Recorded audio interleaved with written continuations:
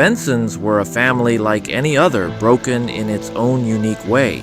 Two people met at a work conference. The next year was met with frequent infidelity, traumatic divorces, and a marriage that never should have been. The evacuation order came and the Bensons left an hour later. Their car, one of tens of thousands on the highway, was stuck. As the rain rolled in, they made the decision to walk to the motel. Lucky for them, one room was available. The couple moved their luggage and a few boxes to the motel. They didn't want to leave anything valuable in the car. As the couple was settling in, Mr. Benson received a call from his boss, the director of the local nuclear power plant. Mr. Benson went outside in the pouring rain to take his call, walking to the parking lot. Shots rang out, a scream in the distance. Mrs. Benson stepped out to find Mr. Benson, who had been gone for 15 minutes at this point. As soon as she opened the door, Mrs. Benson heard a woman scream again. She saw a woman running in the parking lot, her flip-flops slipping in the water. She was immediately overcome by two men who instantly descended on her, biting into her flesh. Mrs. Benson clamped her mouth shut and muffled a scream. A growl alerted her to the figure in front of her. Mr. Benson stood a short distance away, his joints popping and cracking as he broke out into a sprint, and Mrs. Benson slammed the door shut just in time. On the other side, Mr. Benson, now joined by others, beat against the door with their bodies and the hinges began to dismount from the doorway. Mrs. Benson, in a panic, grabbed her son and rushed towards the bathroom, abandoning her stepdaughter as the creatures broke down the door. Without skipping a beat, she locked the bathroom door and opened the window. She lowered her son down, who crouched in a nearby bush. Mrs. Benson quickly climbed through the window just in time as the bathroom door broke in half and creatures poured into the room. She picked up her son and rushed towards the highway, following the sirens and lights. All she found was chaos. A woman and her son in the rain alone at night at the end of the world.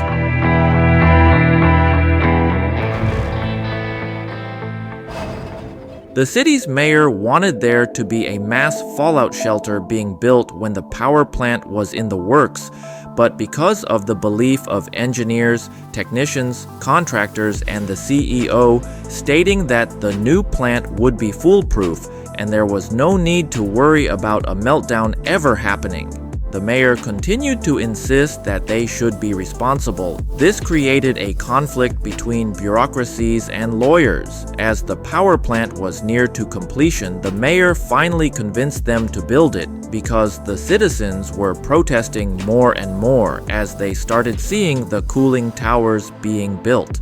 And this was later speculated to be one of the reasons why the reactor containment structure did not meet construction standards. According to materials later disclosed, the contractors claimed that the company had implied the costs for building the shelter could be diverted from the nuclear plant's budget.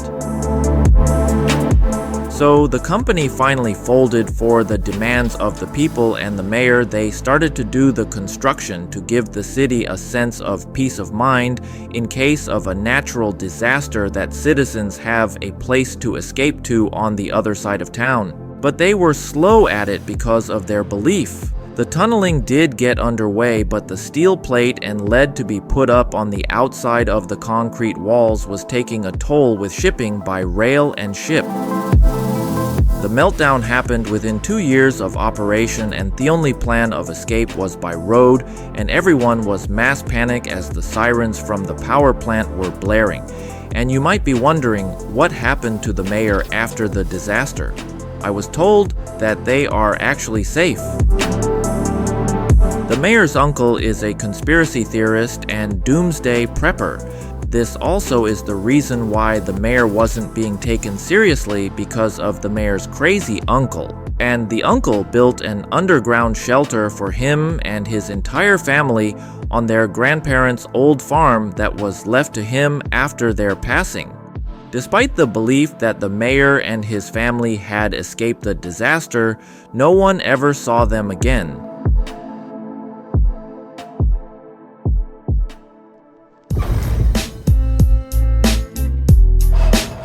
It was Russian politician Mikhail Zarehev. He was flying in his plane and saw a burning power plant through the window. He asked the pilots to come closer to the area so that he could see the incident up close. The pilots weren't willing to do it, but they knew that the person they were carrying was a really important VIP and they could lose their job if they didn't follow his orders. Being at an altitude of about 4 kilometers above the ground, a small piece of metal that was thrown with great force after the explosion hit one of the plane's engines.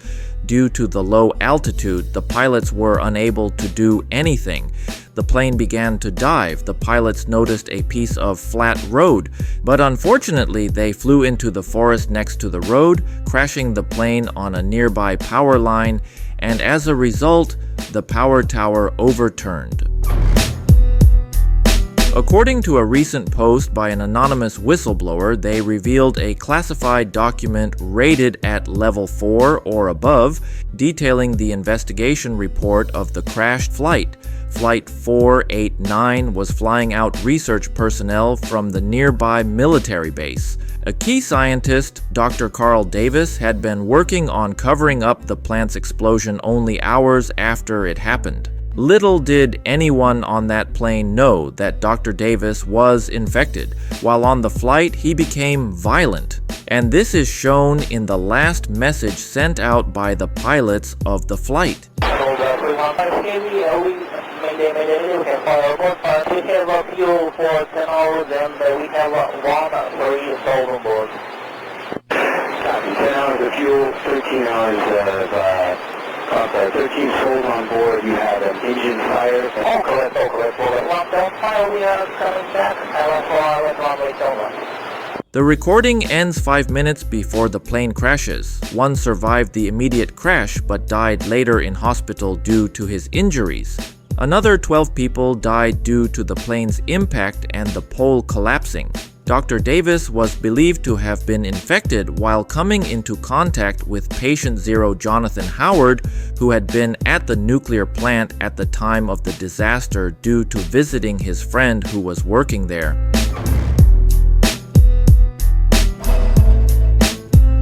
Patient 0 was named Jonathan Howard and was a grocery store cashier who went to visit his friend who worked at the nuclear power plant at the time of the disaster. Jonathan got infected by the radiation, and as a result, most others were infected. His friend Steve realized that Jonathan was infected and immediately quarantined him. But by then, it was too late. Jonathan had already unintentionally infected others without realizing it. Someone familiar with the situation also posted online, quote, "I traced the path of patient 0 back to Jonathan. What I was able to find out with the help of distant family members is that he was on an adventure trip to Indochina, more specifically in the city of Lao Cai, which lies on the Chinese-Vietnamese border. I suspect he caught the pathogen from a local animal. A few people who knew Jonathan and survived the outbreak told me that he felt very sick and weak, and this may have been the cause of the nuclear incident." However, not everyone believes in the so-called zombie virus outbreak. There is a group of people who have always thought the entire situation is a government conspiracy. This belief has been further fueled by a popular opinion leader who recently posted, quote, "There is no way the zombies did all of this. That's what the government wants you to believe. It was obviously aliens, controlled by the lizards putting chemicals in our drinking water to mind control us. Don't believe this scientific reasoning." He also claimed there was no apocalypse and insisted that he was not crazy. There are many survivors who strongly support this kind of narrative, claiming that the chemical tanker that was struck by a utility pole was also part of a government conspiracy. I fully empathize with the rise of such extreme opinions under extreme circumstances. At the same time, we also have many patriots who have formed a united front to protect the government. In the city's time of crisis, they have bravely stepped forward to speak up, posting in the comment sections, quote, All these rumors about the government embezzling aid and being corrupt are just nonsense. The real issue here is the so-called survivors, the ones causing all the chaos. They're the ones murdering each other, stealing from their own communities, and making it harder for everyone. The government is doing its best to restore order and protect the people while these violent criminals continue to destroy everything.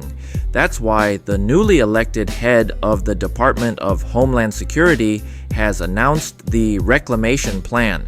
With the help of the Centers for Disease Control and Prevention, National Institutes of Health, and World Health Organization, along with local law enforcement agencies. Their goal is to stop these rumor spreaders and dangerous murderers who threaten our way of life. The real threat isn't the government, it's the lawless gangs and the troublemakers trying to tear down society. We need to focus on stopping them, not spreading lies. The Big Brother is always watching, keeping us safe and keeping us strong. Most of you probably heard what is happening at Malcolm. I'm a worker of the now abandoned train yard, so when the zombies started flooding in, everyone panicked and started escaping in cars. I just hid in one of the containers with my friend, and we stayed there for a few hours when we decided it was safe enough. When we checked, there was still a lot, and some even saw us, so we hid again. After some minutes, we heard an explosion. We thought that the plant had another explosion, but it was something different. Well, I will end here. I just noticed that my phone has a low battery. Gonna write again when my phone is gonna be charged. Hello, it's the train cart guy again. So yes, I got my phone charged in one of the buildings. There was still power at the time. Also, I got my first zombie kill. It was kinda an accident. But a dead zombie is a better zombie. And we started scavenging for some food or weapons when my phone was charging to use the time we had. While we were doing our thing, a big storm started, so we just stayed upstairs.